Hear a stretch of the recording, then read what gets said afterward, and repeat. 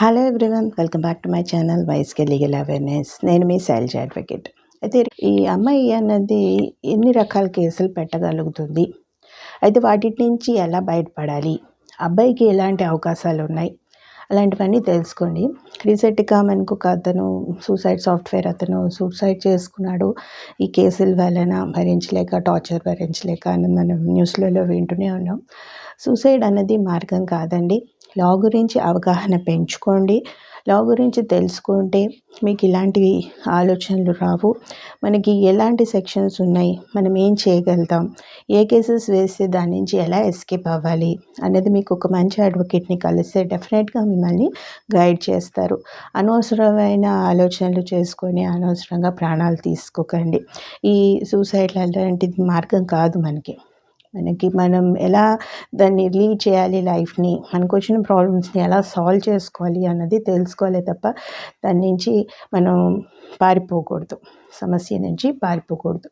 So అలాంటి అసలు అమ్మాయి అన్నది ఎన్ని రకాల కేసులు వేయగలుగుతుంది. ఫస్ట్ వచ్చేసరికి వేయగలుగుతుంది ఏంటంటే మెయింటెనెన్స్ వేస్తారు, తర్వాత డీవీసీ వేస్తారు, 498 వేస్తారు, డైవర్స్ వేస్తారు, లేదంటే కలిసి ఉంటామని చెప్పి వేస్తారు. ఇలా రకరకాల కేసెస్ వేస్తారు.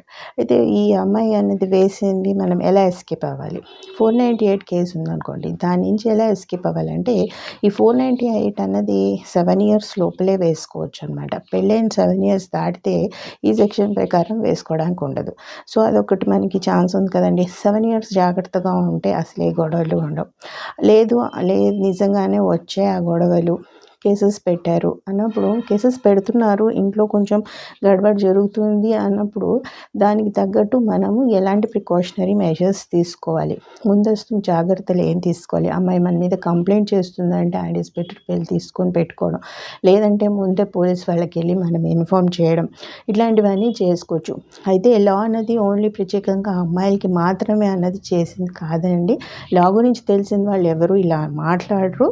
సో లా గురించి అవగాహన పెంచుకుంటే మీకు ఇలాంటి డౌట్స్ కూడా ఉండవు అన్నమాట. అయితే ఈ 498 నుంచి ఇలా ఎస్కేప్ అవ్వచ్చు. మెయింటెనెన్స్ అనేది వన్స్ గ్రాంట్ అయ్యాక ఇవ్వాల్సిందే. అమ్మాయి చదువుకున్నా చదువుకోకపోయినా, ఉద్యోగం చేసినా చేయకపోయినా ఇవ్వాల్సిందే అంటారు. అది కానీ దాన్ని ప్రూవ్ చేసుకుంటూ ఉండాలన్నమాట. అమ్మాయి ఉద్యోగం చేస్తుందని ప్రూవ్ చేయడం, అలాగే అమ్మాయికి ఇంత ఇన్కమ్ వస్తుంది, she is leading very happy life అన్నది, అవన్నీ మనము ప్రూవ్ చేయాలి. అవన్నీ ప్రూవ్ చేసుకొని మనకి ఇచ్చే ఆ మెయింటెనెన్స్ ఆర్డర్ని కూడా ఆల్టర్ చేసుకోవచ్చు. డీవీస్లో అయినా కూడా మెయింటెనెన్స్ కేసులో కూడా మనము ఆర్డర్స్ని ఆల్టర్ చేయమని అడగచ్చు. అదే కోర్టులో అడగచ్చు, హైకోర్టు దాకా వెళ్ళని అవసరం లేదు. ఉన్న కోర్టులోనే, మన ట్రయల్ కోర్టులోనే ఒక ఆర్డర్ పాస్ చేశారంటే, లేదండి మా పరిస్థితి ఇది అని చెప్పి మనం ఇంకో పిటిషన్ వేసుకొని దాన్ని మార్చమని జడ్జి గారిని అడగచ్చు. మారిస్తే అవి మనకు ఉన్న మన బ్యాంక్ స్టేట్మెంట్లో, అమ్మాయి బ్యాంక్ స్టేట్మెంట్ కూడా వేయమని అడగచ్చు అనమాట. మనం డీవీసీలో కానీ మెయింటెనెన్స్లో కానీ bank statement 3 years bank statement అడగచ్చు అనమాట. అట్లా మనం మెయింటెనెన్స్ని ఎలా ఇది చేసుకోవాలి అన్నది కూడా తెలుసుకున్నాం. నెక్స్ట్ వచ్చేసరికి మనకి డీవీసీ కూడా డొమెస్టిక్ వైలెన్స్. దీనికి ఏమీ ఇయర్స్ లిమిట్ ఏమీ లేదండి. ఏ ఏజ్ గ్రూప్ వాళ్ళైనా ఎలా అయినా వేసుకోవచ్చు. అయితే ఇక్కడ ఓన్లీ కోడలే వేసుకోవచ్చు, ఇంకా వేరే వాళ్ళు వేసుకోవడానికి అన్నది లేదు. అత్తగారు కూడా వేసుకోవచ్చు. అత్తగారు కోడలు వల్లైనా సఫర్ అవుతుందని చెప్పి అత్తగారు కూడా డీవీసీ కేసు ఫైల్ చేయొచ్చు కోడల పైన.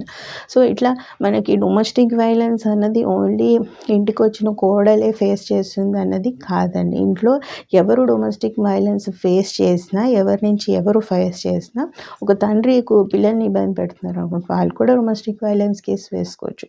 అట్లా అన్నీ వేసుకుని అత్తగారు ఇప్పుడు నిజంగా కోడలు ఇబ్బంది పెడుతుంది అనుకోండి, అత్తగారు వేసుకోవచ్చు అమ్మాయి మీద కేసు. అట్లా మీరు డీవీసీ కేసు కూడా ఎట్లా ఎస్కేప్ అవ్వాలి దానిలోంచి కూడా నేను చెప్తున్నాను అనమాట. అమ్మాయి ఇలా వేయగలుగుతుంది అన్నది మీకు అవగాహన వచ్చింది అనుకోండి, దానికి తగ్గట్టు ప్రికాషన్స్ తీసుకుంటే సరిపోతుంది. దానికి అన్నట్టు సూసైడ్లు అవన్నీ చేసుకోవాల్సిన అవసరం లేదు కదా. నెక్స్ట్ వచ్చేసరికి డైవర్స్ కానీ రెస్టిట్యూషన్ కానీ వేస్తారు. ఇప్పుడు ఏది వేసినా కూడా, ఏ కేసు వేసినా, సివిల్ కేసు వేసినా, క్రిమినల్ కేసు వేసినా, ఏది వేసినా కూడా మధ్యలో ఒక కాంప్రమైజ్ మాట్లాడుకోండి, ఇద్దరు కూర్చొని మాట్లాడుకొని సెటిల్ చేసుకోండి మ్యాటర్ని అని చెప్పి ప్రతి కేసులోనూ కోర్టు టైం ఇస్తోందనమాట. ఆ టైం పీరియడ్‌లో ఇద్దరు పార్టీలు కూర్చొని మాట్లాడుకొని సెటిల్ చేసేసుకోవచ్చు. అది ఒకవేళ సెటిల్ చేసుకోలేదు, అవ్వలేదంటే అప్పుడు మళ్ళీ కేస్ మామూలుగా కోర్ట్‌లో కంటిన్యూ అవుతుంది. సో, అలా మాట్లాడుకొని సెటిల్ చేసుకొని పర్మనెంట్ అలిమనీ ఇచ్చేసి ఆ అమ్మాయి చూసుకుంటుంది. మీ దారి మీరు చూసుకోవచ్చు. దానివల్ల ఏ ప్రాబ్లమ్ ఉండదు. ఎవరి లైఫ్ వాళ్ళు లీడ్ చేసుకోవచ్చు. అమ్మాయి ఇంకో పెళ్లి చేసుకోవచ్చు. మీరు ఇంకో పెళ్లి చేసుకోవచ్చు. లేదు అంటూ పిల్లల్ని చూసుకుంటూ హ్యాపీగా ఉండొచ్చు. పిల్లలు ఉన్న వాళ్ళు కూడా కస్టడీకి విజిటింగ్ రైట్స్ అవన్నీ కూడా వేసుకొని దానికి తగ్గట్టు ఆర్డర్స్ తెప్పించుకొని దానికి తగ్గట్టు ఉండొచ్చు. అంతేగాని లా గురించి అవగాహన లేని వాళ్ళే ఇలాంటి పిచ్చి ప్రయత్నాలు చేస్తూ ఉంటారండి. మాటలు కూడా ఓన్లీ లా అమ్మాయిలకే ఫేవర్‌గా ఉంది అంటారు. కానీ లా అవగాహన పెంచుకొని ఒక మంచి అడ్వకేట్‌ని అపాయింట్ చేసుకుంటే డెఫినెట్‌గా మీ కేస్ విన్ అవుతుంది. చాలా కేసెస్ విన్ అయ్యే కేసెస్ కూడా ఉన్నాయి. నేను చాలా వీడియోస్‌లో నేను సైటేషన్స్‌తో సహా మీకు ఇచ్చాను. అబ్బాయిలు విన్ అయిన కేసెస్ అమ్మాయిల మీద న్యాయం జరిగింది వాళ్ళకి. అలాంటి కేసెస్ మీరు రెఫర్ చేయండి. ఇంకోటి మనకి 2020లో 'రజనీష్ వర్సెస్ స్నేహ' ఈ కేస్ చాలా సెన్సేషనల్ కేసు. ఈ కేస్‌లో ప్రతి పాయింట్ డిస్కస్ చేసిందండి సుప్రీంకోర్టు. ఈ ప్రతి పాయింట్ అన్నది ఆ కేస్‌లో ఉన్నాయి అంటే డెఫినెట్‌గా అమ్మాయి ఫైల్ చేసినా, అబ్బాయి ఫైల్ చేసినా ఆ కేసు ఆధారంగా మనము ప్రతీదీ క్వెషన్ చేయొచ్చు.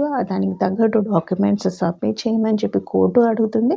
సో, ఇరు పార్టీ వాళ్ళు వేయాల్సిందే. అలా అవగాహన పెంచుకోండి. లా గురించి అవగాహన పెంచుకోండి. లేనిపోని సూసైడ్‌లు అవి చేసుకోకండి. కేసెస్ ఇంకేమైనా మీరు తెలుసుకోవాలి, ఇంకా డౌట్స్ ఏమైనా ఉన్నాయంటే డెఫినెట్‌గా కమెంట్ సెక్షన్‌లో మెన్షన్ చేయండి. మెయిల్ ఐడీలో మీరు మీ ప్రాబ్లమ్‌ని కూడా మెయిల్ చేయండి. నేను డెఫినెట్‌గా దానికి ఆన్సర్ చేస్తాను. మీ కమెంట్స్‌కి కూడా ఆన్సర్ చేస్తాను. సో, నా వీడియోలు మీకు నచ్చినట్టయితే లైక్ చేయండి, షేర్ చేయండి, సబ్స్క్రైబ్ చేయండి. Thanks for watching my channel.